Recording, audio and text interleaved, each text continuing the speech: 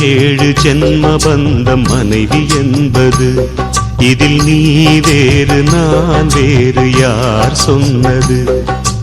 கல்யாணமே ஒரு தெய்வீகமே, சம்சாரமே அதன் சந்தோஷமே, ஒரு வானும் நிலவும் பிரிந்து வாழுமா?